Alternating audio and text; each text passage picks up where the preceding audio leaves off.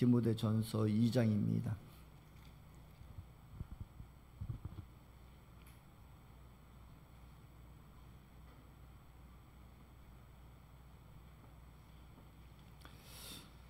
디모데전서 2장 1절부터 17절까지 보시겠습니다. 우리 함께 합독하시겠습니다. 그러므로 나는 무엇보다도 먼저 모든 사람을 위해서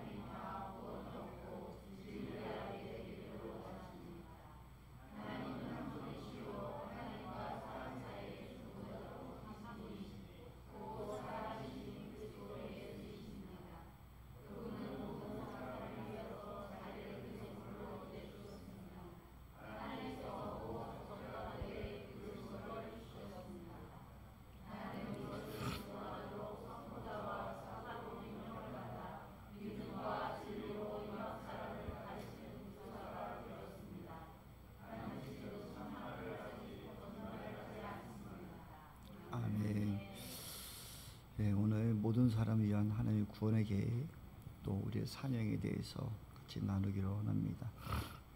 오늘 디모데전서 1절부터 7절까지 말씀해 보면 하나님은 모든 사람을 구원하시기 원하시는 하나님이시거든요. 사실 이때의 상황을 보면 너무나 어려운 상황이거든요. 사도 바울이 디모데에게 예배소 교역을 맡기고 감옥에 갇혀 있는 그런 상황. 어쩌면 디모데 전서를 보면 감옥에서 풀려나서 이제 자기의 로마 땅끝까지 복음을 전하는 그런 삶, 그런 삶의 상황 속에 있었을 거예요. 다음 PPT 넘겨줘. 그래서 이 가운데서도 또한 로마 제목으로부터 엄청난 그 다음 PPT 핍박을 받는 그런 통찰에 있었거든요. 근데 오늘 말씀 전반적으로 보면 그들을 위해서 기도하라고 하시거든요. 그러니까 우리가 나라와 민족에서 기도해야 되는 이유, 또 그때 당시에는 기독교가 아주 소수 종교로서 엄청난 핍박을 받고 있었고, 그때 모든 상황은 로마의 황제가 이제 신이 되어지는 그런 상황이었어요. 근데 그 안에 교회 내부는 거짓 가르치는 사람들과 분쟁이 있었고, 또 그런 가운데서 교회는 자꾸나 어려움에 처해져 있는 상황이에요. 그때 바울은 디모데에게 모든 사람에서 기도를 강조하고 있어요. 어쩌면 종교의 지도자고 사명자인 이 사람은, 야, 우리 이렇게 기독교가 박해받고 있고 어려움 당하고 있는데 우리 싸우자 하지 않아요. 기도하자고. 어쩌면 지금 우리 한국교회에 우리의 지금 처한 상황도 이와 같지 않을까 하는 생각도 참 많이 가져봐요. 들려지는 소식마다 우리가 교회는 전도는 고사하고 계속 어려움을 당하고 있고, 얼마 전에 우리 국민일보에 나온 조사에 보면 불교보다도 천주교보다도 기독교가 자꾸 더 떨어지고 있어요. 옛날에는 교회가 어려운 사람들 돕는 곳, 또 선한 사람들 이해해 주는 곳, 이런 곳이었는데 요즘의 사람들은 교회하면 이기적이고 자기중심적이고 자기 생각만 하고 늘 싸우고 자기 이익만 취하는, 이게 교회의 현실이기도 해요. 어쩌면 저와 여러분들의 모습일 수도 있어요. 우리가 축복이라는 거, 성공이라는 거, 그것을 받고 싶어서 나는 잘 되고 다른 사람보다도 나만이 받는 그 축복을 누리고자 하는 그런 마음. 근데 하나님은 그렇지 않으셨거든요. 그것을 예수 그리스도를 진정 알고 있는 사도 바울도 이 자신의 참 아들이고 제자인 이 예배소 교회를 또 이양해주고 그에게 부탁하는 것은 모든 사람들을 위해서 기도하라라고 얘기하는 거예요. 하나님께서 오늘 디모데전서 2장에 말씀하실 때 너희들이 왕들과 높은 지위에 있는 모든 사람에서 기도하십시오라고 2절에 말씀하고 있거든요. 어쩌면 그렇게 핍박이 있고 황제를 수상하라고 하고 그 어려운 과도 있는데 왕들을 위해서 기도하래요. 또 높은 지위에 있는 사람들을 위해서 기도하래요. 그 이유는 무엇이냐면 우리가 경건하고 품위 있게 조용하게 평화로운 생활을 하기 위함이에요. 제가 얼마 전에도 캄보디아에 갔다 왔었지만 캄보디아에 갑자기 한 사람이 공산의 정권에 물이 들었어요. 그 사람이 나타나서 모든 정권을 휘어잡아요. 그러고 나서 이곳에는 진정한 농민이 주인이 돼야 된다. 우리가 부와 명예를 같이 나눠야 된다고 하면서 캄보디아의 수도였던 푸놈펜에 있는 사람들을 다 다른 곳으로 옮기고 안경 쓴 사람들 또 피부가 조금해도 허연 사람들 이런 사람들을 다 죽여요. 심지어 선생인 사람들까지도 다 죽여요. 그러면서 이 캄보디아 땅에는 농민이 서민이 주인이 되어야 된다고 해요. 그래서 그런 사람들을 다 공부하고 이런 사람들을 다 지식을 다 버려야 되고 농사일에 쓰여야 된다고 하고 집단 농장을 만들고 그것을 끌고 가고 죽임을 하는데 얼마만큼 죽이냐면 인구의 4분의 1을 다 죽이는 거예요. 그게 먼 시간이 아니라 75년도에 있었던 일이에요.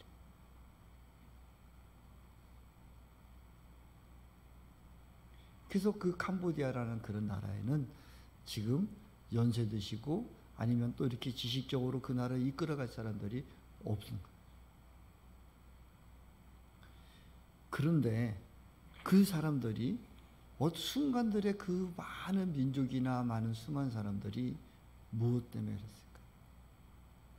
한 사람의 지도자를 잘못 만난 거죠. 그래서 우리가 기도해야 되는 이유는 오늘 사도 바울은 분명히 말하고 있거든요. 너희들이 기도하는 이유는 평화로운 생활을 하기 위함이라는 거예요.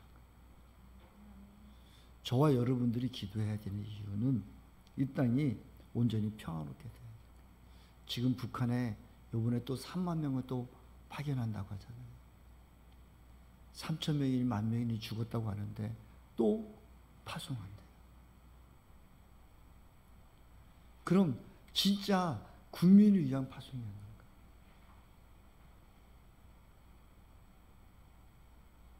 우리나라도 박정희 대통령이 5년 전에 우리나라 사람들을 많이 보냈는데 결국 그것을 가지고 그 수익 가지고 도로도 만들고 산업화를 이뤘잖아요. 근데 북한은 과연 우크라이나 땅에 그 백성들을 보내서 전쟁터를 보내고 산업화를 이루느냐?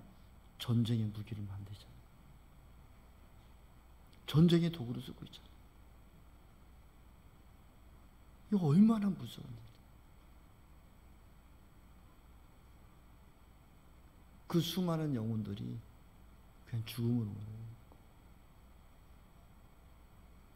어떤 지도자를 만나고 어떻게 살아가야 되는가? 그것을 우리의 힘으로 할 수 있을까요? 우리의 방법으로 할 수 있을까요? 우리의 힘으로 우리의 방법으로는 할 수 없어요. 하나님이 하셔야 되거든요. 그래서 우리는 기도해야 되거든요. 그래서 사도 바울은 어쩌면은 지금 많은 데에서 막 데모도 하고 무슨 금식 기도도 하고 막 그러면서 나라와 민주에서 기도한다고 하는데 진짜 사도 바울은 우리의 평안과 안정을 위해서 기도하게 하시고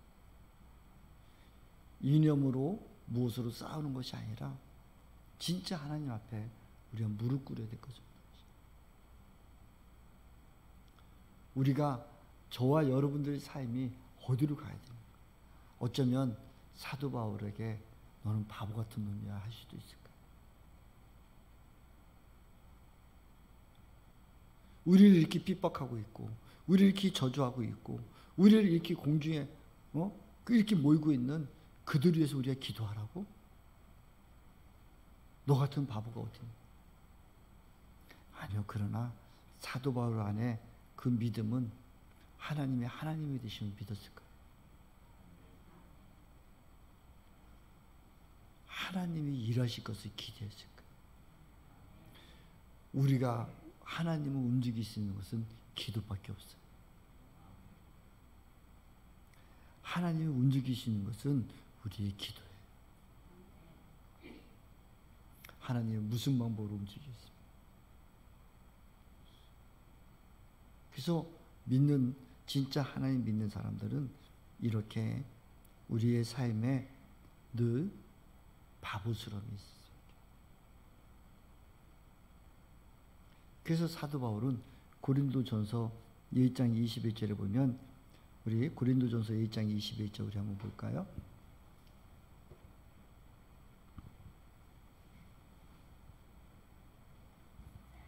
고린도전서 1장 21절 우리 함께 읽겠습니다. 이 세상은 그 지혜로 하나님을 알지 못하였습니다. 하나님의 지혜가 그렇게 대로 한 것입니다. 하나님께서는 어리석게 들리는 설교를 통하여 믿는 사람들을 구원하시기를 기뻐하신 것입니다.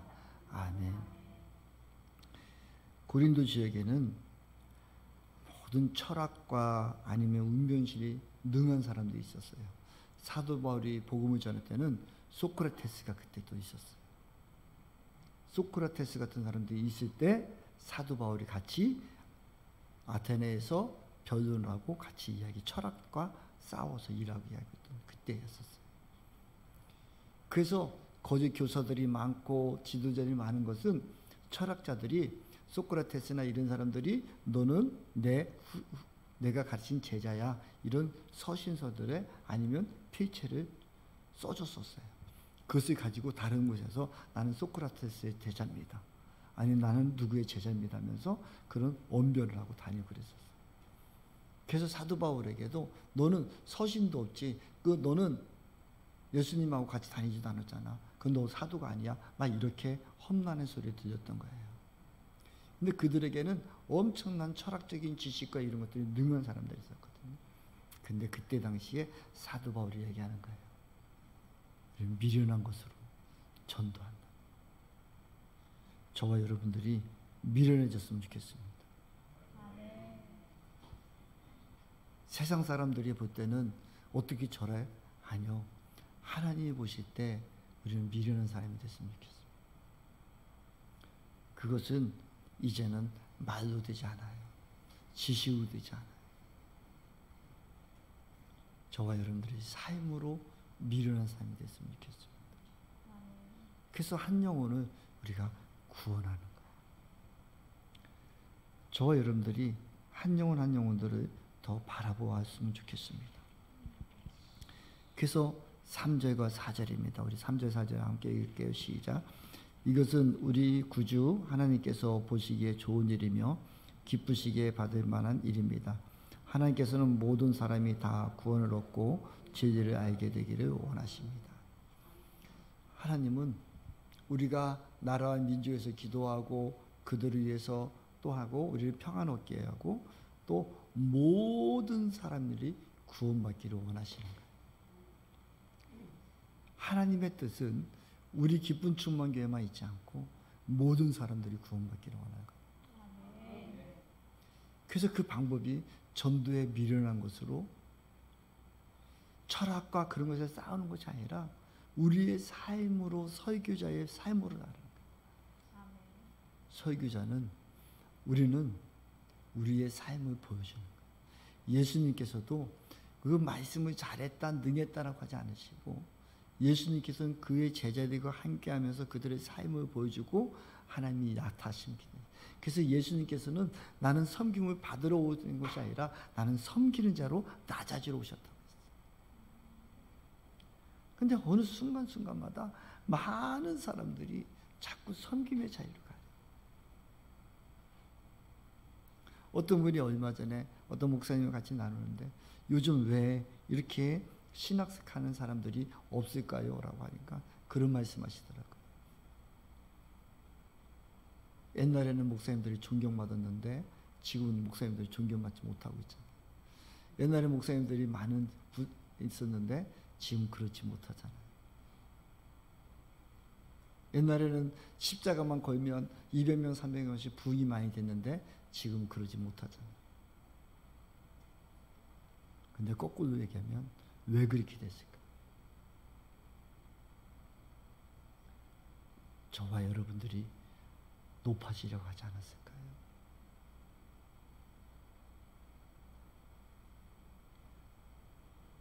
하나님이 우리에게 물질 축복 주고 건강 축복 주면 그것을 하나님께 영광 위해서 더 쓰임받는 것이 아니라 나를 드리려고 하고 자랑과 교만으로 빠지고 더 물질을 더 많이 취하려고 하고 더 이기적으로 되고 그러니까 사람들에게 지탄 소리 듣고 그런 모습을 안 했을까요? 우리 스스로고 한 2년, 3년, 5년만 돌아봐도 우리의 모습이 어떤 모습이었는데 지금 어떻게 하고 있을까?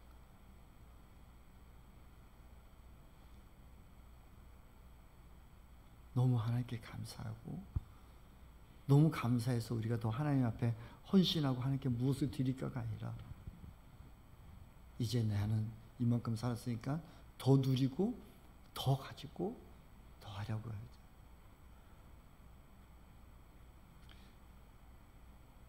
제가 오늘 강구에 올리려다가 강구에 올리지 않았는데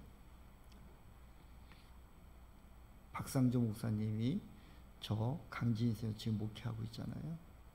지난주에 그 교회 천장이 전체가 그냥 뚝 떨어졌어요.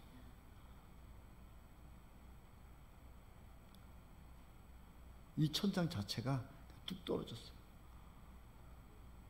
그런데 감사한 것은 예배가 다 끝나고 또 전에는 점심 먹고 오후에 예배를 드렸는데 저녁 예배를 돌려놨더니 그 사이에 예배 끝나고 다 성도들 간 사이에 그것이 다 떨어졌어요. 그래서 제가 박 목사님 어떻게 된 거야? 목사님 보니까 너무 위에 천장에 기초가 그냥 옛날에는 그랬잖아요. 천장 이거 하면서 뭐죠? 그 얇은 그 뭐 학고다판이라는 건가요? 1mm도 안 된 거, 그죠? 비닐판 같은 거 이렇게 쭉 됐었잖아요. 베니아판. 그 무늬 있는 베니아판이 이렇게 됐잖아요.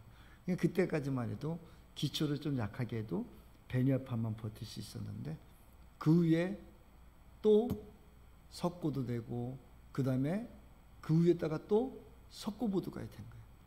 덥고 추우니까 또 되고 또 되고. 게다가 습이 물길이 많고 그것이 세월이 지나가면서 그게 한꺼번에 무거우니까 다 주저앉아.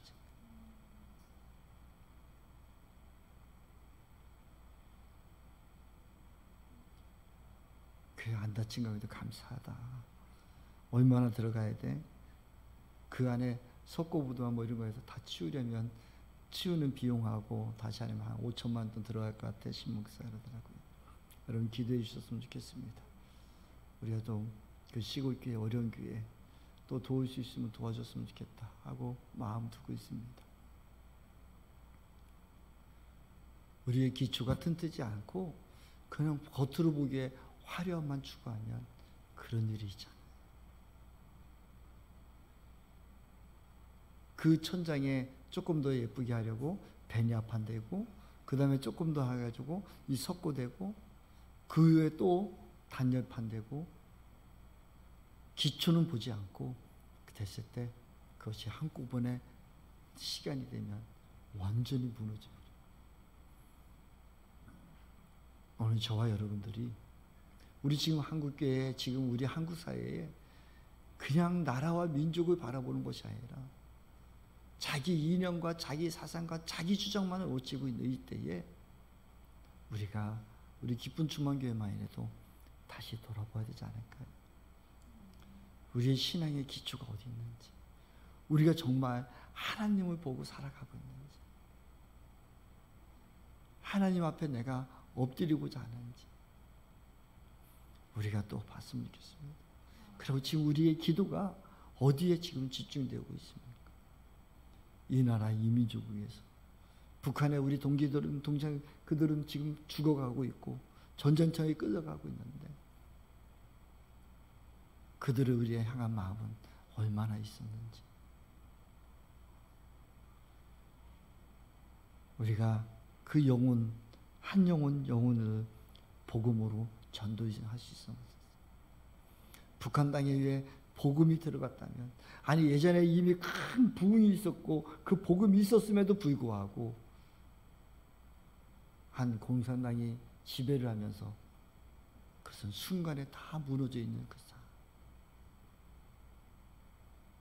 우리 하나님 앞에 간구하지 않아만 하나님만을 보았으면 좋겠습니다. 5절부터 7절에도 말씀하고 있습니다. 5절부터 7절입니다. 하나님은 한 분이시요 하나님과 사람 사이의 중보자도 한 분이시니 곧 사람이신 그리스도 예수이십니다. 그분은 모든 사람을 위해서 자기를 대속물로 내주셨습니다. 하나님께서 꼭 적절한 때에 그 증거를 주셨습니다. 아멘. 요한계시록 6장에 보면 이제 인의 때인데 순교한 자들이 제단 밑에서 엎드려서 하나님께 간구해요. 그러면 이것은 천국에서 이야기하는 거예요. 하나님 앞에, 하나님, 내가 이렇게 하나님 때문에 순교당했습니다. 내가 이렇게 당했습니다. 그럼 빨리 하나님의 내가 순교를 당했는데 이 나라 다시 한번 주님 재림하셔서 다시 회복시키시고 저 영혼도 다 죽여야 되지 않겠습니까? 순교한 자의 그 억울한 죽음을 당한 그들이 제단 앞에서 간구하고 있는 거예요. 우리 그림 한번 보여줄까요? 그 제단 밑에서 그 구할 때 하나님이 뭐라고 말했을까요? 여러분들이 번제 레위기의 말씀에 보면 우리가 죄를 범하면 짐승에게 손을 얹고 내 죄가 짐승에게 다 가는 거예요. 그럼 그 짐승이 죽어요. 그럼 그 짐승을 갖다가 저 번제단에 올려서 불에 태우는 거예요. 근데 저 제단 밑에서 하나님 순교자들이 외치는 거예요. 그때 하나님은 뭐라고 말씀하시냐면, 아니 모든 사람들이 다 구원할 때까지 인내하고 기다려라. 우리 제사의 의미를 한번 다시 생각해 보면 내 죄 때문에 누가 죽었어요? 짐승이 죽어요. 그 짐승이 타요. 그럼 수혜를 입은 사람 누구예요? 우리죠. 우리의 죄가 사해진 거죠. 예수님은 어린 양으로 오신 거예요.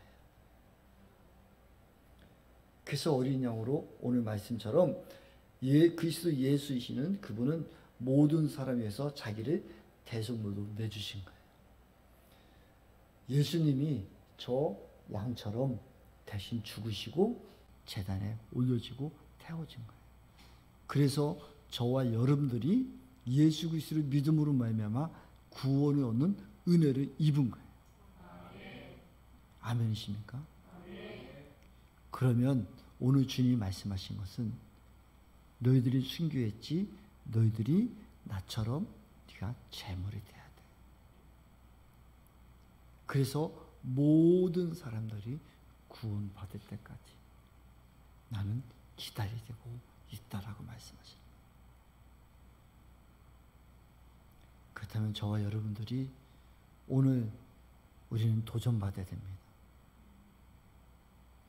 저와 여러분들이 이제 제물이 돼야 되는 거예요. 저와 여러분들이 이제 양이 돼야 되는 거예요. 우리의 생명, 우리의 마음을 들여서 주님 앞에 드려질 때에, 순교의 길을 달려갈 때에 우리를 통해서 복음을 받고 구원받는 자가 있다면 하나님은 그것을 기뻐하시는 거예요. 네가 양이 될 수 없겠니? 네가 희생제물이 될 수 없겠니? 그때 요한계시록 말씀에 보면 그 순교한 영혼들을 거룩하고 흠이 없게 하겠다라고 하시는 거예요. 하나님은 그들에게, 순교자들에게는 귀한 상급으로 주신 거예요. 너의 희생으로 말미암아 한 영혼이 구원받았다면 나는 너를 상급으로 거룩하고 흠이 없게 정결하게 써주시겠다. 오늘 이 말씀에 저와 여러분들이 은혜 받았으면 좋겠습니다. 저와 여러분들이 진정한 예수 그리스도의 제자가 됐으면 좋겠습니다. 예수님이 그렇게 희생했다면 우리도 희생했으면 좋겠습니다. 예수님의 제자인 사도들이 죽음을 고사하고 순교를 했다면 우리도 그 길을 갔으면 좋겠습니다.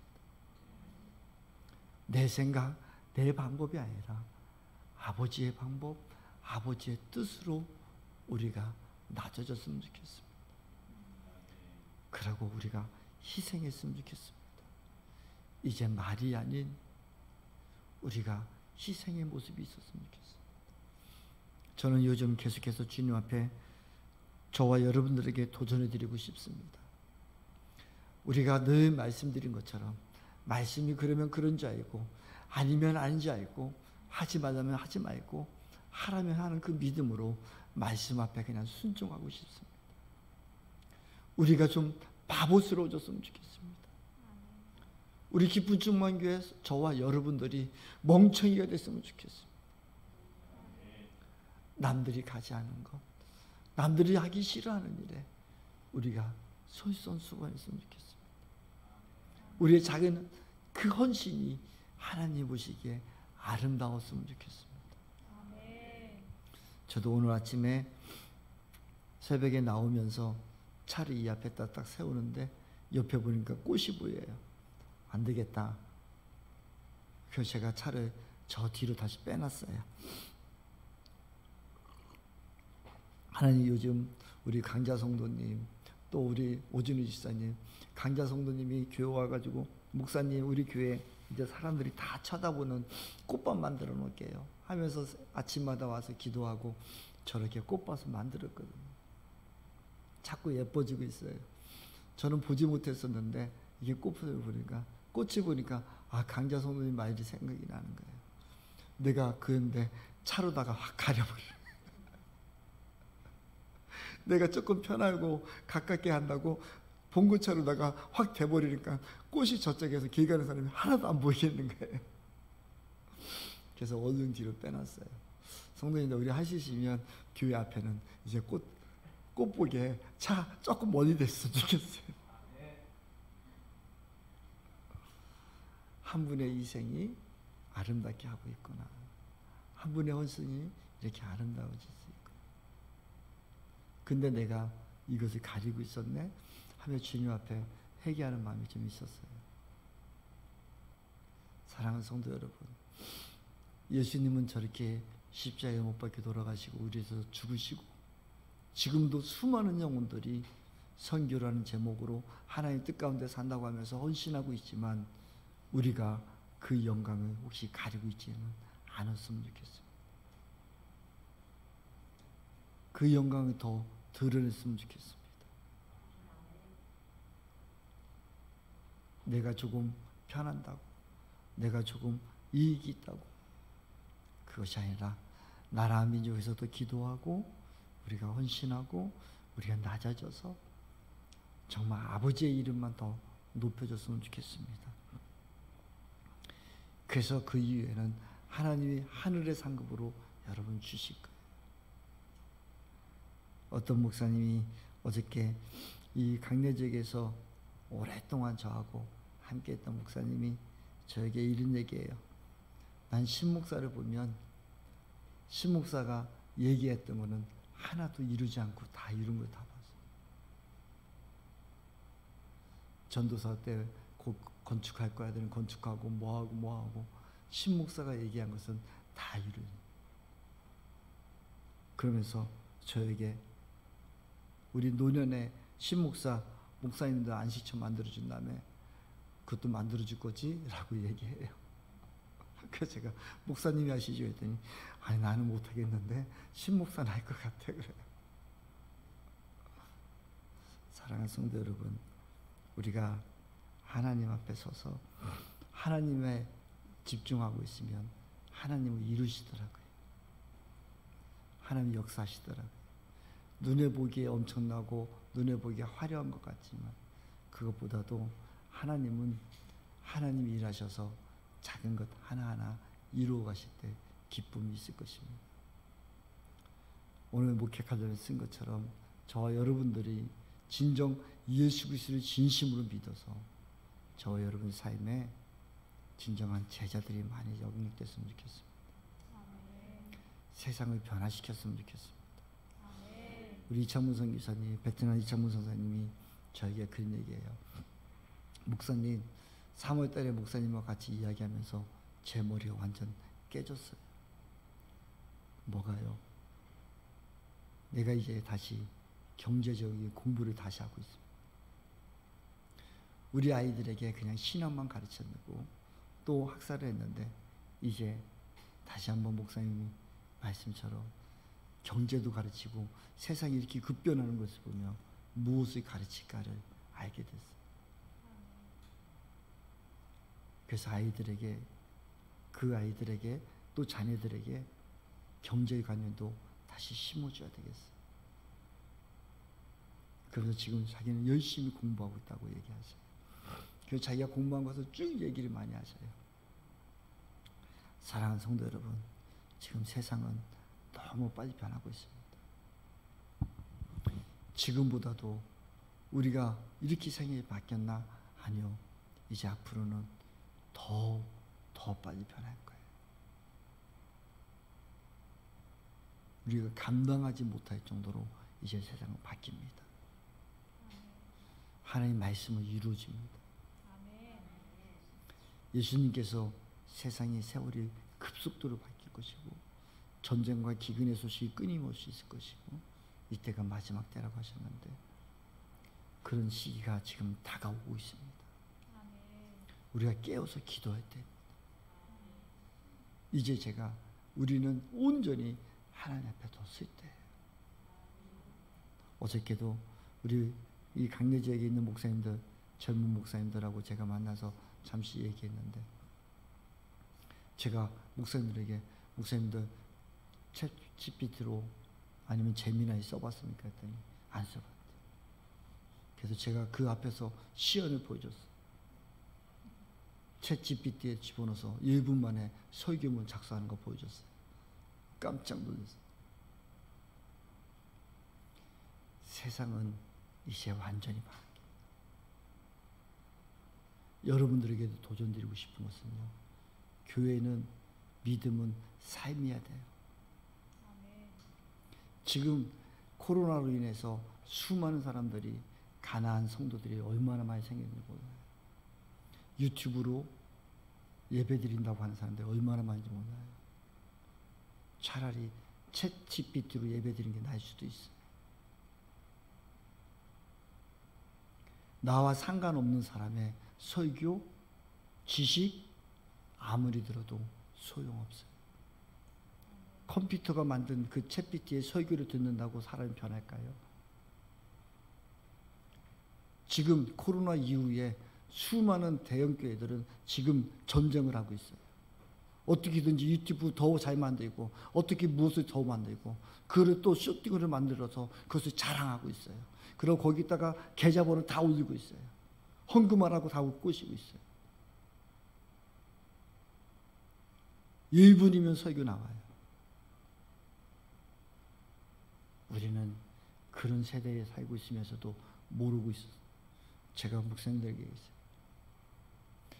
우리 교회가 변하고 우리 목사가 변하고 우리 성도가 변하지 않으면 아무 소용도 없다.